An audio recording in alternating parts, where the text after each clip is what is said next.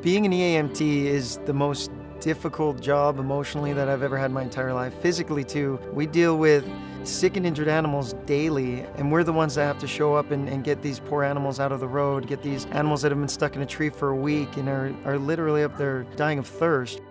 Unfortunately, in our community, the situation is so dire that there really are animals every single day, pretty much every hour, that need help. Every time we go out, every time we see one of these animals out there, we know we're rescuing somebody's pet and we're bringing back a life. We deal with some of the worst neglect and abuse cases. We see the worst in human nature. But then again, we are able, through our treatment and care of the animals, to see the best in human nature.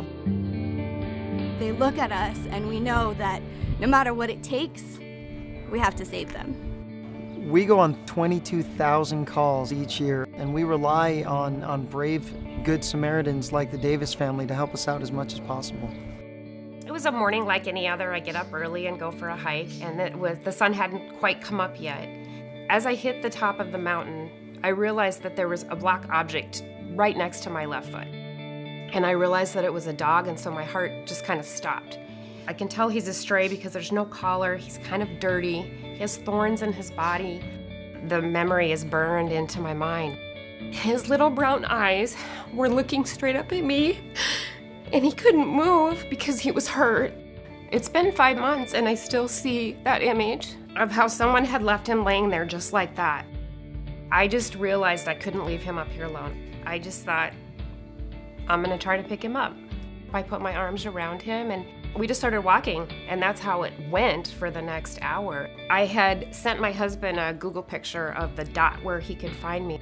When we finally pulled up, she was already standing up with Elijah in her arms. I just trusted my instincts and I ran over to him. He opened his eyes and he looked up at me and he gave me a kiss on the side of my cheek. And I kept putting my hands on his heart because I was really afraid that he wasn't going to survive much longer. The issue was that this dog was hurt. He was not our dog. Off to Arizona Humane Society we went. Jesse held Elijah's leash and sat there with him for a bit while they came back and gently led him away. And I thought it can't end like this. This isn't it.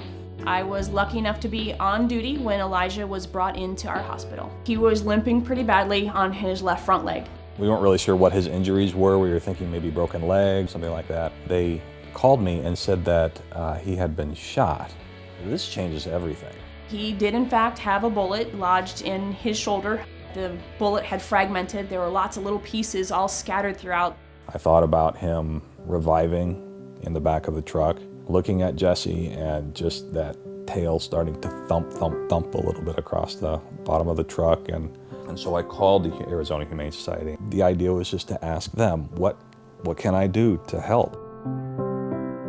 When we walked out with Elijah that day, the gentleman at the intake desk, he turns and looks at me and said, "Are you the one that brought him down the mountain?" And I said, "Yes." And he reached out his hand and he shook my hand and said, "Thank you." And he was thanking me for bringing in another injured animal. And it just opened up my eyes to see that there are real people there with compassion for these animals doing a job because they care. We are so proud of the Davis family and everything they did for Elijah, and we are truly honored as an organization to be a part of their happy ending. We owe everything that we do on a daily basis here to our donors. Every vaccination, every medication, every field truck that's out on the streets are all due to the generosity and kindness of our donors. When you give those dollars to the Humane Society, you're saving Elijah. And you're saving other animals like him. When you come here to our shelter, you'll find another family member like Elijah, and you'll see a different story in each kennel.